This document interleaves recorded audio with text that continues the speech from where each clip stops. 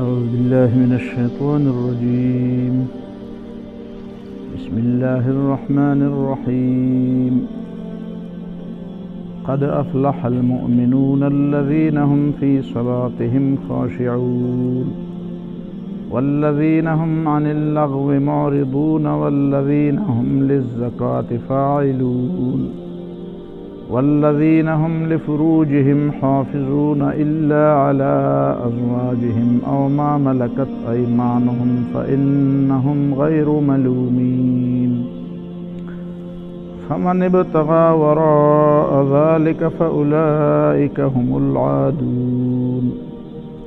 والذين هم لأماناتهم وعهدهم راعون والذين هم على صلواتهم يحافظون. أولئك هم الوارثون الذين يرثون الفردوس هم فيها خالدون. دا سورة المؤمنون ابتدائي آياتنا ما ولستل دي آياتنا ترجمة دادا. بسم الله الرحمن الرحیم. شروع کوم خالص په امداد د نوم د الله چې ډیر زیات مهربان او همیشه مهربان دی. قد افلح المؤمنون، بشکا منزل تا او مقصد تا ورسید المؤمنان، کامیاب شو مؤمنان. الذين هم في صلاتهم خاشعون،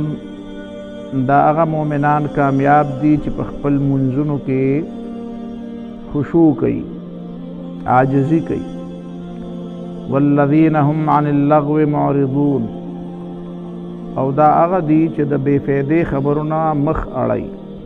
ځان ته بچ کوي. والذین هم للزکاة فاعلون، او دا کامیاب مؤمنان هغه کسان دي چې د پاکۍ کارونه کوي، د پاکۍ او د صفایۍ کارونه کوي.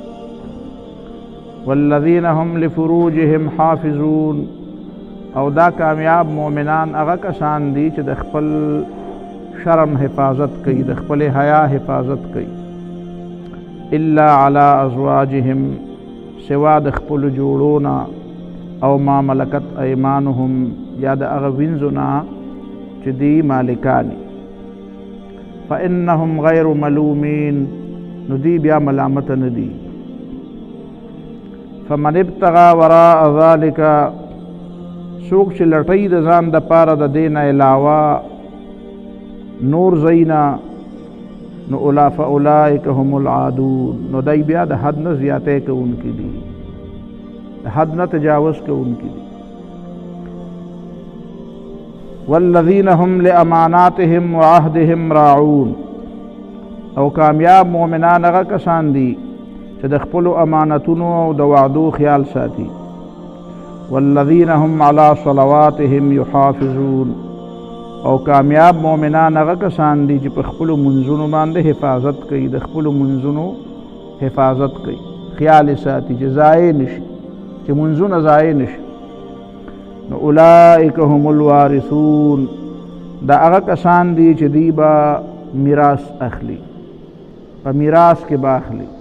وارثان به مالکان کیږي، به د څه شي مالکان کیږي به. الذین یرثون الفردوس، دا هغه کسان دي چې دی به په میراث کې وړي جنت الفردوس، هغه سدابهار او همیشه سپرلی والا جنت. او هم فیها خالدون، دی به په دې جنت کې همیشه وي. دې آیاتونو کې خو ډېرې زیاتې خبرې دي او ډېر زیات تفصیلات دي، او هغې باندې وخت په وخت باندې ځان پویول پکار دي. په یو درس کې خو ټول نشي بیانېدی، خو زه به یو څو لنډې لنډې خبرې کوم، او د تیر درس سره د دې تعلق هم دی. دا اولنۍ جمله چې ده، قد افلح المؤمنون، بېشکه مؤمنان کامیاب شو. افلح، فلاح، فلاح څه ته وایي؟ په دې ټکي کې نن موږ پوه شو، بس دا پوره درس دی، بیا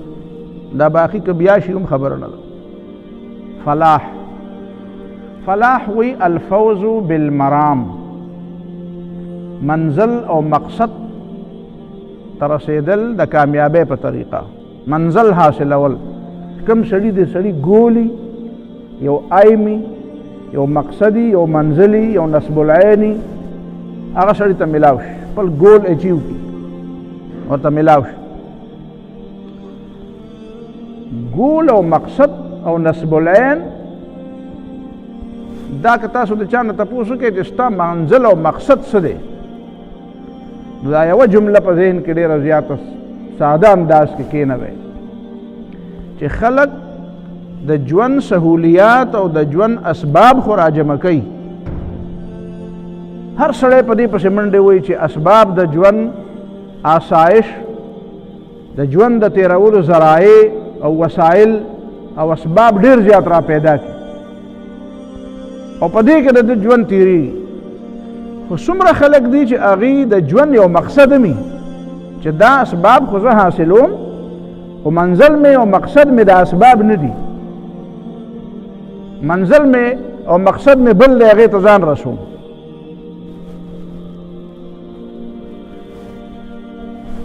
د دنیا اکثریت خلک داسې دي.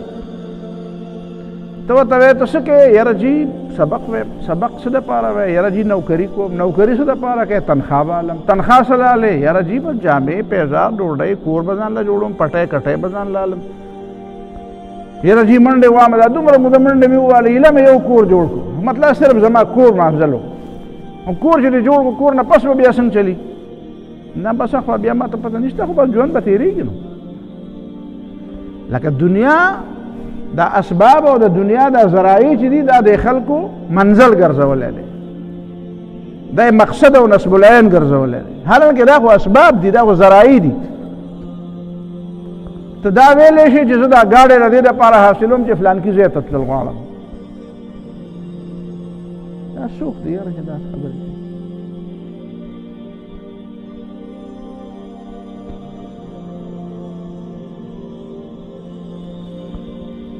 خو دا نشي ویلی چې دا ګاډی زما بجای خود مقصد دی. ګاډی مقصد ته د رسېدو ذریعه ده. یو سړی چې په یو ځای کې کار لري نو ګاډي کې کښېني،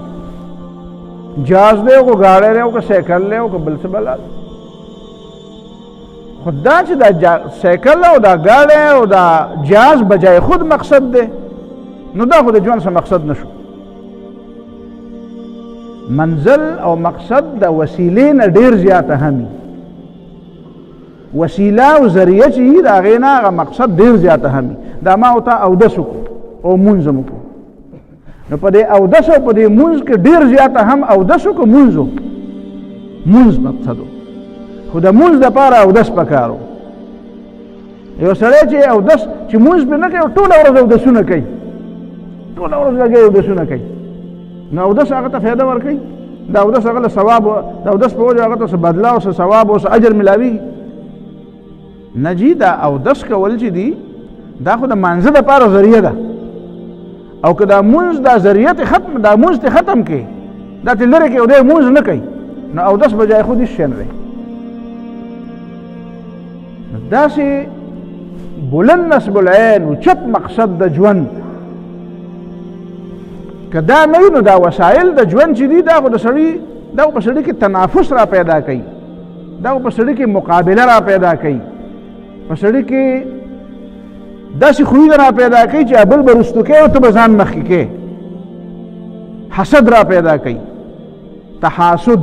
تباغض، د یو بل سره حسد، د یو بل سره بغض. یاره ګوره ده دغه مقصد حاصل کړو ما حاصل نه کړ، ده دغه منزل حاصل کړو ما حاصل نه کړ. خو بلند نصب العین او اوچت نصب العین، اوچت مقصد، هغه په سړي کې لوی خویونه را پیدا کوي، لوی خویونه را پیدا کوي.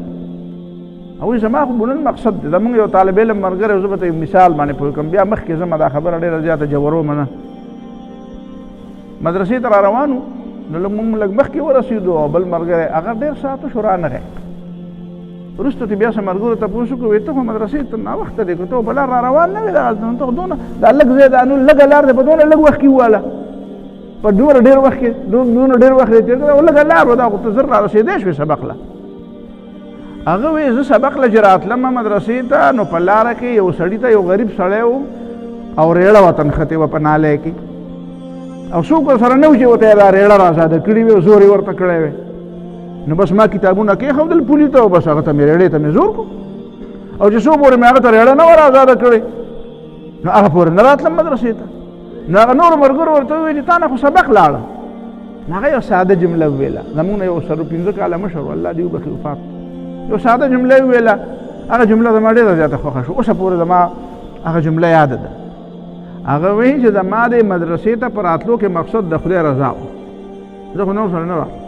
او په دغه وخت کې ما ته د خدای رضا په دې کې ښکارېده چې زه دې سړي سره زور وکړم دا ریړه راوباسم بله بس زما منزل ما ته پوره شو ما ته مقصد حاصل شو دا سبق بجای خود زما مقصد نه و دا مدرسې ته راتلل او دا پیریډ اخیستل بجای خود زما مقصد نه و زما مقصد د دې په ذریعه باندې د الله تعالی رضا حاصلول او د الله تعالی رضا ما په دغه وخت په دې کار کې ولیده بس ما له خو چې په لاره مخې له راغی دغه یو کار دا هغه بنیادي خبره اولنۍ خبره چې منزل او نسب العین اوچت ساته چې نسب العین اوچت ساتي نو اوچت خویونه به در پکې را پیدا کېږي لوړ خویونه به در پکې را پیدا کېږي علامہ اقبال په یو شعر کې ویلي دي وی چڑھیے کی طرح دانے پہ گرتے ہو کس لیے پرواز رک بلند کہ بن جائے تو عقاب چنچڼه د یوې دانې دپاره ټکه ټکه په دې ځمکه داسې راځي او دغه زیات نه زیات د چت نه لږ اوچته پورې پرواز یې دغی او شاهین هم په دې هوا کې الوځي خو هغه په دې یو دانه پسې دا سر نه راوچتی هغه ځي او تازه ښکار ګوري تازه ښکار ګوري او هغه په خپله ښکارو کې بل هم فایده ورکړي د خپله مخوري مردارې غوښې نه خوري مردارې غوښې نه خوري یو چا په دې باندې یو تبصره کړې ده یو کیسه یې کړې ده چې یو سړي په یو دا څه ورته وایي دا چړیاګر په دې چړیاګر کې زمري ساتلي چړیاګر کې زمري ساتلي اووه اته زمري ساتلي نو هغې له به یې ټوله ورځ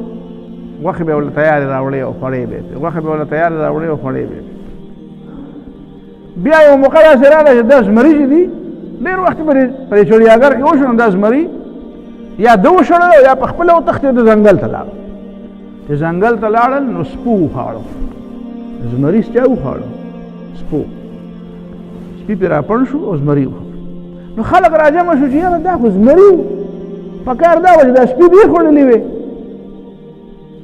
نو دا دې سپو د زمري څنګه وخوړل نو په هغه زمانه کې چې کوم هوښیار سړی و هغه ورته وی چې د سپو د زمري ځکه وخوړل چې دا زمري نه و پاتې شوي خوړه خو یې غوښه خو غوښه یې ښکار کوله نه تیاره باندې عادت و تیاره غوښه ورته راوړه او هغه به یې خوړه چې په تیاره غوښه عادت و نو د دوی نه دا هیر شو چې ښکار کول څه ته وایي او په ښکار باندې حمله کول څنګه او د ښکار د رانیو طریقه څنګه نو دوی نه دا خپله طریقه هیره شوه په دې و چې ته څوک به غوښه راوړې موږ به یې ښه تیاره خورو نو خوړه خو یې غوښه ګیا یې نه خوړه خو دا غوښه چې دی نو دا سړه غوښه وه دا توده غوښه نه وه دا ښکار دی په خپله نه و کړی او هغه سپي وږي و نو هغې چې دې ته سوچ وکړه خو ګرځېدی خو ځان له ښکار کوو نو چې ته ګیدړ میدړ یې خوړو یا چرګان یې خوړو چې دوی وکتل او د دې د مزاج ته یې وکتل چې دا خو څه ټس پس نه کوي نه پرې راباندې کړل او ویې خورو کوم کس چې هغه د بلند نسب العین او دغه بلند نسب العین د حاصلولو دپاره جدوجهد نه کوي محنت نه کوي خپله اینه ګرمه نه ساتي نو هغه که زمری مي که نه بیا د سپو ښکار کېږي دویمه خبره په دې صورت کې دا کوم قد افلح فلاح په دې عربۍ ژبه کې زمیدار ته چې موږ ته پښتو کې زمیدار وایي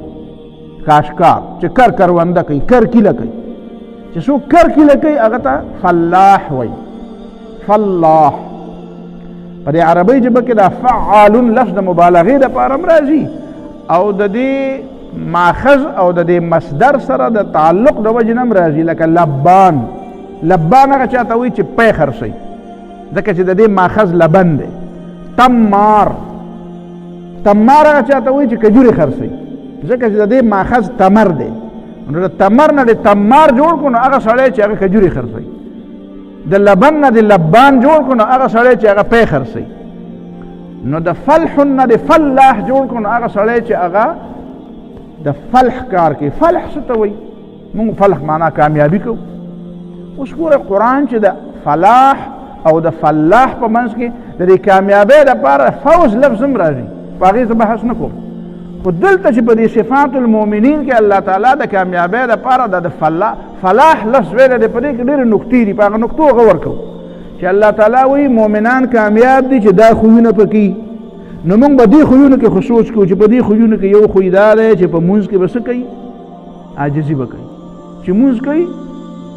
نو تتر بتر به نه ګوري، اوتر به نه ګوري، د لاس او خپې دا به یو خوا بل خوا نه ګډېږي، صف به برابر کي، توجه به برابره کي، په قلاره به ودرېږي، زړه به متوجه کي، لاسونه خپې به متوجه کي، دا بې ځایه کخول مخول به پرېږدي، دا به نه کوي. ډېر خلک مونږ داسې یو چې په مانځه ودرېږي نو بس دا پته نه لګي خارښ پرې راشي، نو کله بټنې ټیک کوي، کله یو کار کوي، کله بل کار کوي. دا مه کوو که نه، دا ته خو نبي علیه السلام یو سړی داسې ولیدو چې دا کار یې کوو، په دې مانځه کې به یې کله لاس یو خوا کله بل خوا. نو نبي علیه السلام وفرمیل چې لو خشع قلبه لخشعت جوارحه، که د زړه متوجه بیا نو د د لاسونه خپې هم لږ په قلاره و، دا لاسونه خپې ځکه وار ګډېږي چې د زړه متوجه نه دی، دی چې د بل ځای بيزي ساتي، ولاړ دلته دی چې د بل ځای کې بيزي اخره ساتي. نو چې مانځه له راځي جومات کې ودرېږي نو بیا ذهن او فکر متوجه کړه، د ټولو نه زیاته توجه د سړي په مانځه کې برابرېږي. دا چې خلک وایي یاره زما یو شي ته توجه نه راځي، دا سټوډنټان اکثر وایي یاره حافظه مې خرابه ده، یو شي بس ناست یم په کلاس کې او فکر مې بل خوا، زه ورته وایم مونځ سم کوه، ته مونځ سم نه کوې. زه که تا صحیح مونځ وکړو نو ستا توجه به ټیک شي، ځکه مونځ د توجه د ټیکولو لپاره خو بنیادي شی مونځ دی. فی صلاتهم خاشعون، دا صفت پکې پکار دی. والذین هم عن اللغو معرضون، د فضول کارونو نه ځان ساتي. فضول کارونه پخوا به خلکو خدای خبر فضول کارونه څه کول، په حجرو کې به ناست وو، چرسونه به یې څښل، چیلم به یې ډکوه، تشو به او نسوار به یو بل ته ست به یې کو او بیا به یې ګپې لګولې په حجرو کې. نن سبا هر سړی په بلستن کې ځان له بس حجره جوړه کړې، فضول په دې کړه دا رالیږه او دا لیږه، دا لیږه او دا رالیږه، د مطلب شی پکې نه ګوري. نو دا فضول کار دی، دې کې د دنیا څه فایده ده او د آخرت پکې څه فایده ده. د مطلب شی وګوره، تا په ځان باندې دا حاوي کو، تا په خپل دماغ دا شی سور کو. نو دا دنیا د دې لپاره و چې ته په خپل مزغو سوره کې د دنیا ځان نوکر نیو او تا ورته وایي چې پیسې به هم درکړم او ما ځان لپاره نوکر کا. داسې سادهګان پکې وایي یاره زما دا موبایل فری دی، وایي زه به یې وکړم. تاسو کې د چا فری موبایل شته؟ د چا په دې کې چې منټونه به کې فری، یعنی په 10 روپۍ یا په 20 روپۍ یو پیکیج اغوستی که نه، بیا هغې ته فری وایي. دا فری دی، داسې وله دې خلکو نه دا ماغزه خراب کړي دي، دماغ پیسې هم ترې وایي او وایي فری هم دی. نو والذین هم عن اللغو معرضون، نو فضول کارونو باندې څه کوې؟ فضول کارونو نه ځان مخ واړه. والذین هم للزکات فاعلون، صفایه باندې خو ډېر لوی تقریرونه کېدی شي. زمونږ د ماحول صفایي نه، موږ صرف د خپل مخ او د خپل جامو صفایي پیژنو، د ماحول صفایي نه پیژنو، د کوڅې نه پیژنو، د کلي نه پیژنو، د خوا او شا نه پیژنو، د جومات نه پیژنو. د جومات صفایي به هغه څوک کوي چې د جومات صفایي لپاره مقرر یو. نه ټول موږ مسلمانان نه یو، جومات صفایي په هر چا باندې فرض نه ده. د خپل حیثیت د صفایي خو د باندې فرض ده، کوم چې ته د خپل شب نه دلته شی راچې نه. زه اکثر د خلکو ته ګورم چې یو شی په نظر ښه رانشي نو د کارپېټ نه یې لاندې کړي، نو دا لاندې جومات نه دی، دا ته د جومات نه بهر په جیب کې کېده که نه، یخته به پکې پراته وي، دی به یخته داسې اخوا کړي، دا راواله په جیب کې کېده او بار ته بیا بار بیا واچوه. دام صفتونه دي.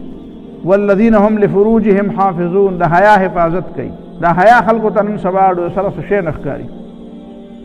دا سره څه شی نه ښکاري. او خاص کر چې بیا سړو ته د حیا خبره وکړي، نه د حیا تعلق خو د ښځو سره دی.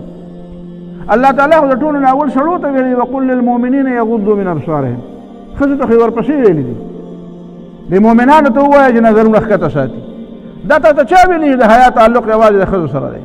ها دا بېله خبره ده چې په ښځو کې حیا زیاته پکار ده، الله تعالی پکې زیاته یې ده. خو دا معنی نه لري د حیا تمامې مسلې صرف د ښځو سره تعلق ساتي، د سړو سره هم تعلق ساتي. په سړو کې هم حیا پکار ده. رسول الله صلی الله علیه وسلم د ټولو نه ډېره زیاته حیا وه. او بیا د نکاح خبره یې وکړه. بیا والذین هم لاماناتهم وعهدهم راعون، د امانتونو خیال ساتي. خلک د امانتونو خیال نه ساتي. خبرې امانت دی، پیسې امانت دی، عهده او منصب امانت دی. لوی لوی عهدې ورسره د قوم په لوی لوی کې پوسټونو باندې ناشي، هغه دا نه مني چې دا امانت دی او دا خو زما حق او ما ته ملاو شوی دی. کار نه کوي که کار کوي نو ځان له به یا کوي یا به خپل خاندان له کوي یا به خپلو دوستانو له کوي په مونږ پسې خلک بار خبرې کوي پاکستانیان وایي څه ته وایي وایي پاکستاني څه ته وایي وایي پاکستاني دې ته وایي چې د کار د نه کولو تنخوا لي او د کار د کولو رشوت لي د کار د نه کولو تنخوا لي کار نه کوي او تنخوا ورته ملاوي وایي دا خو زما حق او چې کار پرې کوي نو بیا به ورله پیسې ورکړي نو دا ته د امانت خیال ساتئ وعهدهم د وعدو خیال سره خدای سره وعدې کوي هغه ماتئ قوم سره وعدې کوي خلک هغه ماتئ یاره د بچو سره خلک وعدې کوي هغه ماتئ ورکوټې ماشوم سره ګوره هم دوکه نه ده پکار ورکوټې ماشوم نه دی زموږ خلک د ماشومانو سره دوکې کوي همدغه چلي او ماشوم هم بیا چلي زده کوي هغه وایي بد دا بابا ما ته دا چل ښودلی او دروغ وایي نو ماشوم ته هم دروغ نه وایي امام بخاري د یو استاد نه سبق پرېښودی وایي دا نه استاد کوم ولې ځکه چې هغه څاروي سره دوکه کړې وه څاروی ته تښتېدلی او اسه او دی ورپسې پټي کې ورته امام بخاري د دې دپاره ورغلی چې حدیث ته زده کړم وایي سړی څه شو بیا پټي کتلی چې پټي ته ورغی هغه نه اس تښتېدلی و چې اس یې تښتېدلی و ده ورته دا جولۍ داسې نیولې وه او داسې په دې بل لاسې پکې داسې نو هغه اس پوه شو چې ګینې دې مالک راله څه راوړي دي په دې جولۍ کې بیا راسه توبره موبره راوړي نو هغه اس راته چې دې نږدې ورغی دا جولۍ ښکته واچول او سیده یې پرې حمله کړه هغه واګې وله ونیولې جولۍ کې څه نه و امام بخاري داسې کتل د هغه ځای نه سیده روان شو چا ورته یې ولې تا خو ته حدیث زده نه کړه بیا د ده نه زه حدیث ویم ده خو د څاروي سره دوکه وکړه ده خو د څاروي سره دوکه وکړه دا خلکو ته دا حدیث داسې ښکاري که نه چې دا ته به وایې چې بس هسې کوړي مازدین دی یو اورېدلي او بل اورېدلي او داسې مونږ ته را رسېدلي دي دې باندې خلکو خپل عمرونه ختم کړي دي د هر چا نه چا حدیث نه ویل هر چا نه چا سبق نه وی د حدیثو هر څوک د حدیث استاذ نه و دې له خلکو عمرونه ورکړه مال یې ورکړو ځواني وله ورکړه دماغ صلاحیت ټول په دې کې صرف کړه دا داسې ورکوټې خبره نه ده د وعدې د پابندۍ د امانت د دې څیزونو خیال ساته چې دا بیا والذین هم علی صلواتهم یحافظون د خپلو منځونو حفاظت کوي منځونه کوي خو بیا هغه منځونه بربادوي نه چې منځ هم وکړي بیا راشي او منځ هم برباد کړي ټکه پکه وکړي د خپل منځ برباد کړي حدیث کې راځي د منځ غل پېژنه غټ غل کم یو دی غټ غل څوک دی و چې د منځونه غلا کوي نه منځونه څنګه غلا ده نه رکوع پوره کوي نه سجده پوره کوي رکوع نه پوره کوي رکوع ته تلل او بیا را پاسېدل که نقر الدی کې حدیث کې ورته مثال راغلی وی لکه بانګي چې ټونګې وایي نو د بانګي له ټونګو په شان ته خو هسې را پاسېدې دونه مزل دې مو کو اودس دې مو کو جامې دې م پاکې ساتلې وې نو څه لپاره رالې خو تاسو یو څو ټکه پکه وکړو بیا لاړې مونځ ګزار زه د خلکو ته هم دا مونځ ګزار دا په رښتیا ګزاري دا رښتیا ګزار والا ګزار مونځ ګزاري مونځ ګزار نو داسې مونځ ګزار مه جوړئ نو چې دا کارونه وکړې که نه نو اولئک هم الوارثون الذین یرثون الفردوس بیا به درته په جنت بیا به درته کوم جنت ملاوي فردوس جنت به درته ملاوي سدا بهار جنت به درته ملاوي او هم فیها خالدون په دې کې به همیشه خو دا صفتونه چې په چا کې پیدا کېږي د هغې دپاره لفظ وي بې قد افلحه وی دا خلق منزل ته ورسېدل کامیاب فلاح ته تماوي زمیدار ته وي راځئ چې دا زمیدار وګورو دا زمیدار دا لفظ ته د کامیابۍ دپاره دا د فلاح دا لفظ په د قرآن کې څنګه راغی دې کې دننه ډېره معنا ده څه مطلب دی مؤمن به فلاحي مؤمن ټول ژوند به د زمیدار په شان کي اولنی کار د زمیدار صحیح چې ځمکې نه یې زمیداري نه چې ځمکه نه خو زمیدار نه زمیداري خو په ځمکه کې کېږي چې ځمکه نه د خپل لاندې د کروندې دپاره ځمکه نه ده او زمیدار نه نو هغه مؤمن نه دی چې د د خپل لاندې ځمکه نه علامه اقبال ویلی وی عالم ہے فقط مومن جانباز کی میراث مومن نہیں جو صاحب الاولاک نہیں ہے دا عالم الله تعالی مسلمانانو نه مؤمنانو له پیدا کړی دی او هغه سړی د سره مؤمن نه دی چې هغه په دنیا کې اختیارمند نه دی موږ نه به خلکو په برطانیه کې تپوسونه کول وی یاره د دې کمزورو چې په مسلمان په کوم ځای کې په اقلیت کې د هغې دپاره څه فقه پکار ده د هغې دپاره څه ما ورته په اسلام کې دا تصور نشته خلکو خو به وی یاره نه دا داسې نه ده او دا فقه په هغه زمانه کې جوړه شوې ده چې په کومه زمانه کې مسلمانان رولر وو مسلمانان حکمرانان وو دې وجې نه په دې کې د اقلیاتو فقه نشته ما وی په اسلام کې د سره د دې تصور نشته چې مسلمان به په یو ځای کې اوسېږي او دی به مغلوب او کمزور اوسېږي دا تصور دا تا نه جوړ کو دا اسلام کې دا تصور نه. اسلام وی یال ته ځان او دعوت کوا د الله دین ته خلق را بلا د اسلام داعی او سفیر جوړ شه او یا بس هجرت کوا او جهادونه کوا زمکه دنیا قبضه کوا دنیا د خدای د رضا لپاره دنیا قبضه کوا چې دا الله تعالی دین په غالب کې ان الارض لله دا ټول زمکه د خدای زمکه ده. نبی علیہ الصلوۃ والسلام ته یو سړي لیکلی و چې دا زمکه ټولې مه قبضه کوه دا باندې پکې ماته پرېږده او دا ښارونه خیر دی ته واله خو دا باندې پکې ماته پرېږده او کله وایي چې نه نه ستا نه پسې بیا ماته پرېږده چې ته بیا نه نو بیا به زه یم. نبی علیہ الصلوۃ والسلام ورته جواب ولېږه ان الارض لله دا ټول زمکه د خدای ده. علامه اقبال په یو څو شعرونو کې یو خبره کړې ده یو حدیث په تشریح کې هغه وایي د حدیث تشریح حدیث کې دا ده چې نبی علیہ السلام فرمایي زما څو خصوصیات دي پای کې یو خصوصیت دا ده چې وجعلت لي الارض كلها مسجدا وطهورا مال الله تعالی دا ټول زمکه جمعات کړی دی او دا ټول زمکه رااله د صفای ذریعہ ګرځولې ده پس مکه تیمم وو موږ کوا او چې کوم ځای د مانځه ټیم راشي کې پوله یو که پټه یو که سړک یو که روډ یو که چمن یو که هر څه شي پای ودرېږه موږ کوا. نو دې مطلب دا دی چې ټول زمکه جمعات دی ټول زمکه جمعات دی. اوس چې زمکه جمعات دی او په جمعات کې د خدای نه علاوه د الله اکبر نه علاوه پکې بوتان پراته دي د خدای د لوی په ځای پکې په هغې کې د خدای د نه د کفر خبرې کېږي د خدای نه د انکار خبرې کېږي د شرک خبرې پکې کېږي. نو دا څنګه خبره ده؟ مونږ ته خو پیغمبر علیه السلام دا ویلي چې زمکه ټوله جمعات دی او جمعات اوس د غیرو په لاس کې دی. دا خو داسې ده لکه نعوذ بالله تعالی د جمعات څوک قبضه کړي خدای مکه بوتان پکې ودي نو مسلمان بیا سوی مسلمان بیا په قلاره کینی نو دا باقي زمکه هم جمعات دی که نه. نو علامه اقبال په فارسی کې وی مومنان را گفت آ سلطان دین و چې ته ورته د دین سلطان وې د دواړو جهانو بادشاه ورته وې سردار ورته وې وی هغه خو مؤمنانو ته دا ویلي وو چې مسجد من ای همارو ای زمین دا ټول د ځمکې دا مخ الله تعالی ما لپاره جمعات کړی دی او الاما از گردش نه آسما مسجد مومن بدست دیگرا خود حالات و تبدیلی تا گوره حالات داسې بدل شو او داسې زوال به مسلمانانو راغی چې مسجد مومن بدست دیگرا جمعات دی او جمعات د مومن میراث دی او چې ګورې نو د بل چا په لاس کې دی زمکه خو د بل چا په لاس کې ده زمکه خو د کفر په لاس کې ده زمکه خو د یهودیانو په لاس کې ده د هندوانو په لاس کې ده د مشرکینو په لاس کې ده د ملحدینو په لاس کې ده د خدای نه د باغیانو په لاس کې ده اختیار خو د هغوی په لاس کې دی.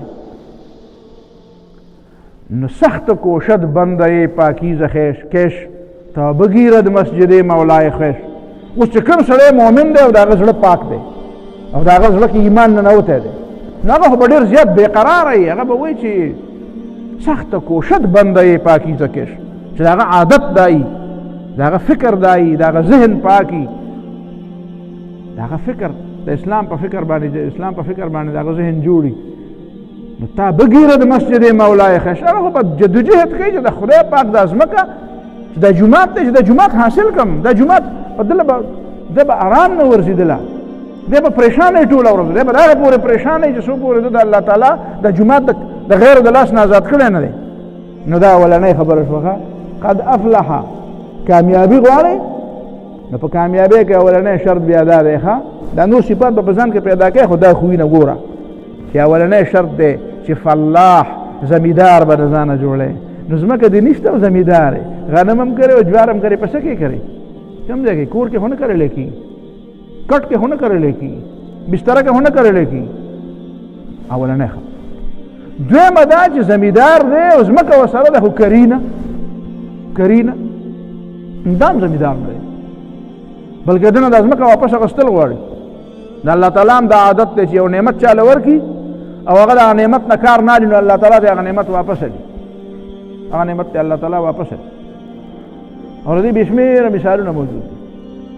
نو هغه زمیدار هم زمیدار نه دی چې د هغه ځمکه خو شته خو هغه یې کړي نه هغه پکې محنت نه کوي اوله ورځي نو ډېر مسلمانان دي او ځمکې ورسره شته دا څومره مسلمانان ملکونه دي څومره ورسره ځمکې دي نو دا یې په رښتیا معنو باندې کړي دا په رښتیا معنو باندې دې نه فایده اخلي دې مطلب دا دی چې په کار دا وه چې دا ځمکې د چا سره اختیار دی ستا سره چې د کومې ځمکې اختیار دی نو په دې کې خو څه توخه مه کوه که نه دا خو نه شړې پاتې نه شي که نه په دې کې خو د الله دین غالب کړه که نه د دې نه خو څه فایده واخله که نه ته خو د دې نه فایده نه اخلې په دې کې خو تا غیر وړه واغلی دا دې بل چا له په ټیکه ورکړې بل چا له په اجاره ورکړې ده ځمکه د مسلمانانو ده په ټیکه دې بل چا له ورکړې ده زمونږ مسلمانان دا کارونه کوي د سعودي شهزادګان یهودیانو له په ټیکه ځمکې ورکوي مونږ امریکایانو له ورکوو څوک یې چا له ورکوي څوک یې فرانسیسیانو له ورکوي څوک یې جرمنیانو له ورکوي څوک یې چا له ورکوي دا زمونږ په دې وطن کې د غدارانو یو لوی فهرست دی یو لوی تاریخ دی د غدارانو د غداري نو څه ته وایي ځمکه د مسلمان ده او اختیار په بل چا له ورکوي حق په بل چا له ورکوي چې راځه چې څه غواړې هغه درته زه در سره ملګری وایي زما د ځمکه استعمالوه زما د سمندر استعمالوه زما د هوا استعمالوه استعمالوي ولا خلک نه د یهودیان د چا د ځمکې استعمالوي دا د چا سمندري حدود استعمالوي د امریکایان د چا سمندري حدود د چا ځمکې استعمالوي د مسلمان خلاف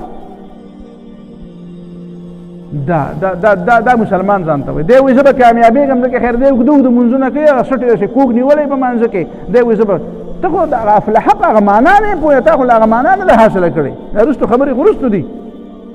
بیا درېیمه خبره زمیندار څه چل کوي زمیندار چې کومه کرونده کوي نو یوازې ځان نه کوي که نورو لم کوي دا زمیندار ته معلوم دی چې وایي سر زما دومره به ګټم دومره غنم کرمه که نه چې بس زما د کور وشي بس زما نور ته حاجت نشته نو دا چې کوم خلک یې نه کړي دا به څه خوري زمیندار هغه ته وایي چې د هغه څونه ځمکه ده هغه وکړي او کوشش کوي چې زیات نه زیات فصل وکړي چې زیات نه زیات فصل وکړي نو زما په کار به هم راشي او د نورو خلکو په کار به هم راشي چا کوم زمیندار نه وي د هغې په کار به هم راشي نو مؤمن دې ته وایي چې هغه به یوازې د خپل ځان د کامیابۍ او د فوز او د یوازې د ځان د پورېستو کوشش به او غم به یوازې نه کوي د نورو خلکو د پورېستو کوشش به هم کوي دا شیخ سعدي نه شیخ سعدي مشهور ادیب دی د فارسۍ او ډېر هوښیار سړی دی ډېر پوه سړی دی او دا د امام ابن جوزي بغدادي رحمه الله شاګرد و هغه ډېر لوی مفسر او ډېر لوی عالم و د هغه په وجه باندې هغه نه ډېر علوم یې زده کړي هغه وایي چې دا یو طرف ته داسې د خانقاهونه نه خانقاه چې ورته وایي خانقاه یا پیران پکې دننه ناست دي بهر دنیا ته نه راوځي بس ځان سره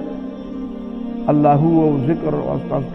اذکار او تسبیحات او اوږدې تسبیح اوږدې وظیفې خلکو له ورکوي او دا وظیفې کوي او بس کښېنئ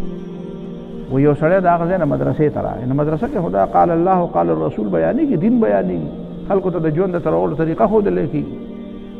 نو وایي دا د هغه ځای نو هغه قصه شروع کړه وایي صاحب دلې به مدرسه آمد ز خانقاه و یو سړی و وایي ژوندی زړه یې لره سوچ به یې کوو غور به یې کوو فکر به یې کوو په خپلو دماغ یې پیرې نه وي کېنولې نو هلته یې څه موده په خانقاه کې تېره کړه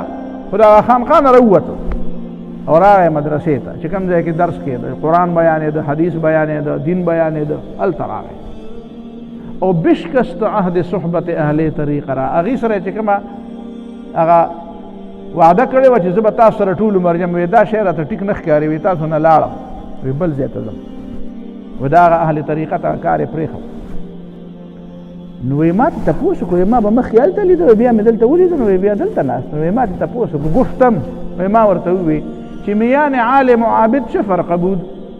چې دا عابد او د عالم په منځ کې څه فرق دی هلته ته عابد ګزار وي عبادت ګزار وي عبادت دې کو او دلته رالی علم زده کې تا کردی اختیار اضائی قبال را چې هغه دې پرېښود او دا مجلس دې اختیار هغه دې پرېښود او دا دې دواړو کې څه فرق وایي هغه راته لنډه غوندې خبره وویله گفت او گلیم خویش بدر می برد زماج وی جهد می کند که بگیرد غریق را وی هغه راته وی چې هغلته چې کوم سړی تربیه شي که نه د هغه تربیت هلته وشي نو چې کله سیلاب راشي نو دی خپل هغه کند او هغه خپل څادر په اوږه کې منډه کوي وایي چې خیر زه خو بچ شم زما سره خو دغه یو څادر و همغسته ولاړه او نور خلک د غرق ګرځي او وی جهد می کند که بگیرد غریق را او دی چې دی دلته چې کوم سبق یې زده کوي نو دا داسې سبق دی چې دی وایي نه زه خو به بچ کېږم که بچ کېږم ما لامبو زده کړی زه نور خلک به بچ کوم نو یو هم رانیسي د سیلاب نه هغه په شا کړي او هغه هلته غاړې له ورسوي او بیا دې اوبو ته راټوپ کړي او بیا دا بل ونیسي دا خلکو ته د نجات لاره ښیي دا د کشتۍ ملاح دی، د کشتۍ مانکی دی، یوازې پکې نه وي نه، پکې نور سورلی کېرولي دي، نور خلک پکې غاړې ته وباسي. نو دا د فلاح معنا ده. قد افلح په فلاح کې او په زمیندارۍ کې دویمه خبره څه شوه؟ اول دا چې ځمکه، چې ځمکه په اختیار کې نشته او دا مؤمنان دي او پروا یې نه ساتي. بیا ځمکه شته خو اختیار یې بې نشته، بل له اختیار ورکړی دی. بیا ځمکه هم شته او اختیار هم بې دی، خو صرف د ځان نه تاویږي را تاویږي. دومره غنم کړي له چې د ده کېږي له نه نه دا نه دی. دی به وي جهد می کند کې بغیرت غریقه را دی به نور هم رانیسي چې دا بچ کړي. او څلورمه خبره یو ډېره زیاته اهمه ده، هغه په خپل ځای دا بله پکې ډېره زیاته اهمه ده. هغه څه ده چې د غنمو د کرلو وخي او په کور کې د غنمو بوجۍ ولاړی او ته وایې چې یاره دا خو د کرلو وخت دی، خو دا کرل څه ته وایي؟ کرل خو دې ته وایي چې دا بوجۍ به اوس په شا کړم په دې پټي کې به یې وشیندم، چې وشیندم او چې بیا په کور ته راشم په پټي کې مې غنم وشیندم. او چې داسې یو کمعقل زوی وي او یا یې روري او هغه ورته وایي چې یا ماما یا لالا دا ته څه کوې؟ دا غنمو دا بورې دې ویوړل او هلته دې په پټي کې وشیندل، خو دا به دې وړې وژرن دې ته بېګاله به دې پراټې پخ کړې وي. نو هغه ورته وایي چې صبر وکړه، دا چې په دې کور کې وه خو دا غنم چې مې اوړه کړي وې خو د غنمو د دې دانو نه به یو من غنم دی نو یو من به ترې اوړه شوي، دا ما وکرل او دا مې چې وکرل نو ته صبر وکړه، انتظار وکړه، دا به 5 میاشتې پس 6 میاشتې پس به د یوې بورې نه 10 بورې او 20 بورې جوړېږي. او هغه ورته وایي چې نغدې ښه دي که نسیا ښه دي؟ خو قمقلې نو دا زمیندار نغدې خوښوي که نسیا خوښوي؟ اوس به راته وایې چې نغدې دا زمینداري کار نسیا دی که د نغدو دی؟ نغد ورکړې او نسیا علي او نغد چاله ورکړې بعد توخه به چې ور واچو نو دی بیا اوس څه کوي؟ د ده پکې اخوا نور څه کار شته؟ توخه به بس خدای پاک د خدای په اعتماد یې ور واچو، د خدای په اعتماد یې توخه ور واچو. نو موږ ته خلک وایي دنیا نغده ده او آخرت نسیا دی، او وایي نغده د نسیا او نښه ده. نو ته به ورته څه وایې؟ ته پرې اوس پوه شوې چې که دا نغدې د نسیا او نښې وې نو نوړی پسې به ړوند شوی وي، زمیندار به بیا څه کولی؟ زمیندار خدای والی چې هغه بیا چې وي نغدې د نسیا او نښې دي نو هغه به دا یو من بورې په پټي کې اچوله که په کور کې به یې اوړه کړې وه ځان له، نو تا به بیا د کوم ځای نه خوړې؟ پته ولګېده چې نسیا په کار دي ښه. او نانسیا چې کوې که نه نو اعتماد به په چا باندې کوې؟ ته زمیندار ته ووایې یو شوډل زمیندار ته ووایه وایه یاره وایي دا دې څه چل وکړو؟ هغه وایي یاره بس خدای پاکې کوي نو وایي خدای پاکې کوي. بیا په دې هندوستان کې یو مولانا دی، خبرې خو کله ګډې وډې هم کوي او کله ښې هم کوي. نو بس نو هغه وایي چې ما د یو هندو نه تپوس وکړو، یو هندو ډېر لوی تاجر و، زبردست کاروبار و، ډېر لوی کاروبار. دا ټاټا باټا دا تاسو ته پته ده باټا څوک دي؟ دا باټا او ټاټا دوه ورونه دي، اوس به مړی خو په هندوستان کې هندوان دي دواړه. نو یو دا باټا کمپني ده او د بل ټاټا کمپني ده، پوهېږې په نور خلک ځان سره یو ځای کړي، داسې غټ غټ کاروباریان دي. نو دویم ډېر لوی کاروباري ورڅه نوم چې وایي ما چې تپوس وکړو هندو، وایي ما چې تپوس وکړو چې یاره تا ته چې تا چې دا کاروبار دونه زیات وچمکېده او دونه برېښې وکړو او دا دونه پیسې دې راجمع کړې او دا دونه لوی دنیا کاروبارونه او دا میلونه او فلان او فلان، نو د دې مطلب دا دی چې تا له دې کاروبار څه ګور درځي، طریقه دله درځي، چل دله درځي، په دې په هغه پټو ګوتو باندې پوهېږي چې هغه ګوتې بل چاله نه ورځي یا تا له درځي. دا څه وجه ده؟ وایي داسې سوچ یې وکړو، وایي ما ته وایي چې مولانا یہاں کا معاملہ ہے، یہاں کا معاملہ دا په دې تندي کې دی، دا د قسمت معامله ده. یعنې ګوره هغه ما هندو خو د خره زوی ښه پوره هوښیار دا خبره ډېره زبردسته کړې ده، ډېره زبردسته خبره چې دا ګوره د پوهې خبره نه ده، دا د نصیب خبره ده چې الله تعالی درته لیکلي که نه. یعنې هغه په دې پوهېدو هغه په دې سوچ کې ووایي چې یاره که زما په هوښیارتوب دی خو په کار ده چې هغه شی ما حاصل کړی وی او په هغه ځای کې مې تاوان نه وی کړی او په هغه ځای کې مې دونه ګټه کړې وی. تاسو په خبره پوهېږئ؟ او دې مطلب دا دی چې دا په دې نه کېږي. نو دا ګوره په الله تعالی باندې اعتماد. نو قد افلح کامیاب به هغه څوک